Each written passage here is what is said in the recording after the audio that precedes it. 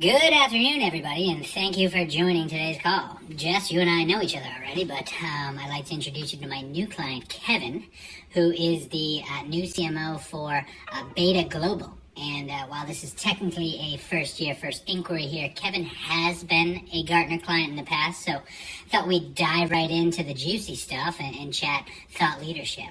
Kevin? Yeah, thanks there, Big Mouth, and nice to meet you, Jessica. Well, I'd say that's putting it lightly. I've been a Gartner client since before Mike was a twinkle in his daddy's eye. I used to run a computer consulting company down in Atlanta called Kevin Kirkland Computer Consulting. And so you could say I know a thing or two about marketing, about Gartner, about thought leadership. You know, really, thought leadership is all about thinking quick. My thoughts lead the way in the race of all the thoughts. And so you could say I am the thought leader. Great to meet you, Kevin, and welcome back to Gartner. But unfortunately, you couldn't be any more wrong. I actually feel slightly dumber having listened to everything that you just said. Also, I hope you like my hair. I just did it for COVID. But thought leadership is a way of using your vision for your future of your space or technology market to help build trust with your buyers and illustrate that you're in line with where the future is headed. The 5 key components of effective thought leadership marketing are: it has to be customer-centric. It has to be a cross-functional strategy, not just evident in sales and marketing, but across product roadmap, services, and partners. It's a long-term philosophy that needs to be regularly evaluated and adjusted as the market changes.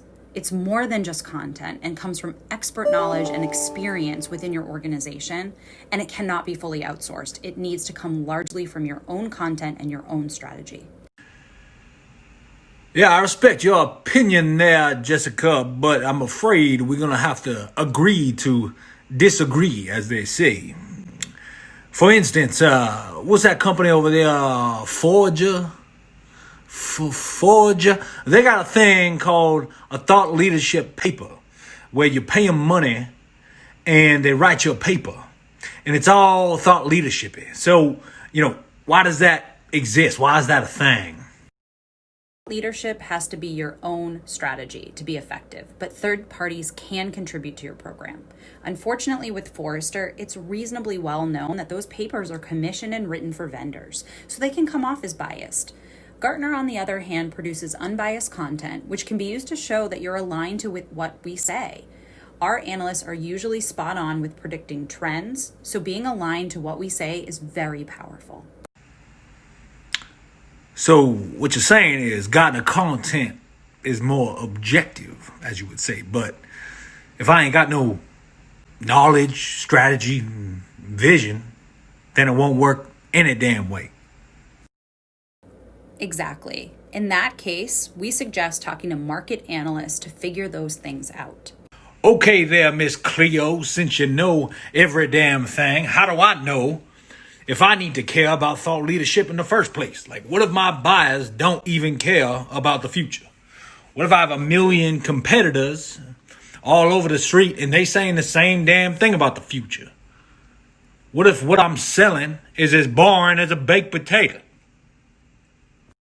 Well, in all of those cases, you still need to show that you know where the future is headed, or you'll risk losing deals or risk losing your existing clients to other vendors who do show that they're aligned to the future through thought leadership.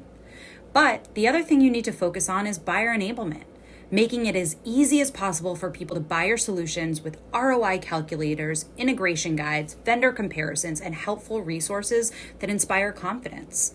The amount of time and effort you spend on one versus the other depends on your target buyer through the buyer journey. If you don't know what that is, you guessed it, your market analyst can help.